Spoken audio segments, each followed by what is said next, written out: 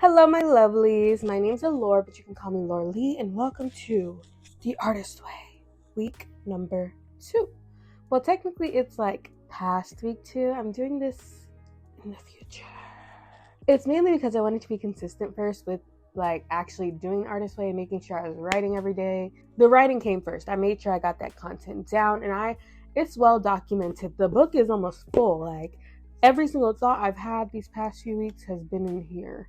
So, week 2. What happened in week 2? Let's get straight into it. Okay, let me put my table over here. I actually got some tea. Oh, this isn't really sturdy, but I'm gonna put it up here anyways. And we just hope it don't fall, child. It's a bad idea, isn't it? Let's chat about what's been going on. It's giving summer. It's giving like Love Island Cup. I actually don't know where this is from. I feel like last video was like why I'm doing this, who I am, and now you kind of get the gist, you get the idea. Hello, my lovelies. Come on in. Week 2 of The Artist Way was recovering a sense of identity, which is so interesting because, yeah, like I felt that a lot actually. Week 2 and just in general. I think sometimes in the world we live in, when there is social media, everybody's posting, there's so much going on, you kind of try to fit in a box even when you're trying to stand out, which doesn't make sense, but it's like, it's so hard sometimes to be yourself and to not be influenced by outside things. And I think growing up with anxiety and all this other stuff, like I was always scared of being judged. So there are quirky things I have about myself, but I do think, again, like I said last video, like my light was dimmed a little bit and I stopped doing some of the stuff I like to do. But anyways, the main gist of this week was going sane. So like learning how to trust yourself, to be yourself, and to really like trust the process and not be so focused on just the outcome. And then also it talked about crazy makers, which are like people who set out consciously or subconsciously to sabotage us. Like maybe it's like out of jealousy, or maybe that's just how they are, but they always have something going on with them, something that you need to help with. They drain your energy. They're energy vampires. Your energy. My goal for week 2 was to lead with audacity. I think that actually really hit me. Like the people who get the opportunities and stuff like that aren't always the most talented, aren't always the smartest or the best at whatever they're doing. They're people who have the audacity to go and do it instead of just planning it. So week 2, I was focused on that. And I was very determined and motivated from the start of the week. I think this time going into The Artist Way, I've just been a lot more willing to do it. I think the first time it felt like a chore. It felt like, even though nobody forced me to do it or forced me to want to do it, it's just like this time I really, really want it. Okay, so yeah, I mainly just ranted about like what went wrong this week, my artist dates, and like how I was feeling. But I didn't get to say I went 7 for 7 for my morning pages. Everybody clap it up. Keep clapping. I said clap. Okay, thanks. Back to the regularly scheduled program. Mwah. So yeah, I wanted to have a good start to my week. I wanted to have audacity and I wanted to get out of my comfort zone. So let's see if I did that. Well, first, I actually did get a little out of my comfort zone because I got new glasses. And I feel like a part of me has recently been wanting to be more bold and to stand out more instead of, again, like just fitting in with everybody else. Bow! Yeah. I low-key just peeled potatoes for my mommy. So it's a little dirty. Got potato on it. I just love these down though. Aren't they so cute? So cutesy. I like the little pearl. And it eats for when I go to like Delta events too. Cause it's like, you know, the little pearl. I just love me some cow print. I love me some cow print. I'm so mad because my friend literally sent me that Chick-fil-A. See, this is recorded like a while after week 1. But that Chick-fil-A is doing, or did yesterday, the free entree if you dress like a cow. And I have so much cow print stuff and I just forgot to go. Even though she sent it to me the day it was happening, I still forgot about it. I might do part of this video with glasses. We'll see if I can get the glare to go away. Let's jump back right into it. I think I conformed a lot. When I was younger or growing up, I used to always love wearing colorful clothes. I used to wear in middle school like suspenders, just different things in my hair like this. I would always have a flower crown in elementary school. It was giving Harper from Wizards of Waverly Place. Like that was my icon. You know, you grow up, you grow out of things.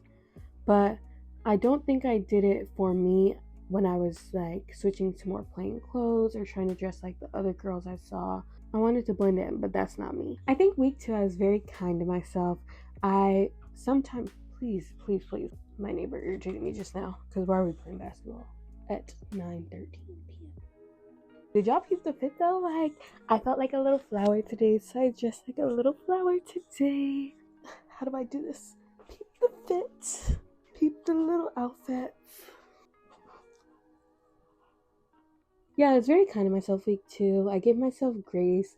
I think another part of this process has just been learning to not be a perfectionist and to allow myself to mess up on the morning pages, to do them late, to not do them at all, and to kind of just figure out my own rhythm and consistency and like what times of day I work best, how I work best, things like that. This week I was going to a lot of graduations. I kind of stretched myself thin. It was low-key a lot. Ew, that was a nasty noise. Who was I talking about? Oh, graduations. Yeah, I think that's what I was talking about. My baby cousin had her graduation. I helped with her graduation party. It was just a long week. I went to my babies on my team. There's a lot of them moving from elementary to middle or middle to high school. So they all had ceremonies, and I think I went to everybody who had a ceremony. And we also made like cute little flowers for them. It was just a lot. But I also loved it because, you know, especially when you're little, but even as adults, like, you remember who shows up for you. I think this week has also shown me, and like through my reflections, is that I need to learn how to balance doing stuff for other people or doing things for just how to give more attention to myself and to not put my stuff on the back burner because I say yes to everybody else so much or because I'm doing stuff for others, and just being as quick to act for myself as I am for others when they need help or when they're in distress or whenever, just whatever they need. I tend to also, something I realize, I make to-do lists that I do not follow. Like, I don't follow them. Oh, I started an acting class. It was kind of scary. I've done acting classes before. I'm not scared of acting itself. I think it was scary because it's important to me, the class. Plus, I had to be late on my first day because of the graduations. I was like an hour late. It was just a business acting class, so I knew a lot of this stuff already, but I just don't like to be late. I was also scared because I thought the class was going to be a lot bigger than it was. I think maybe it was like 6 people total. I thought it was going to be like 20, 30 people, so that was good for me, honestly.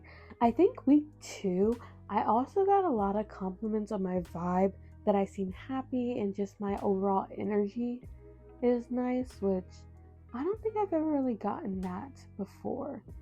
Maybe I have gotten that compliment before, but like, it felt very prominent week 2. I did notice when writing, I think towards the end of the week, I start getting a later start on my writing or like missing it a little bit.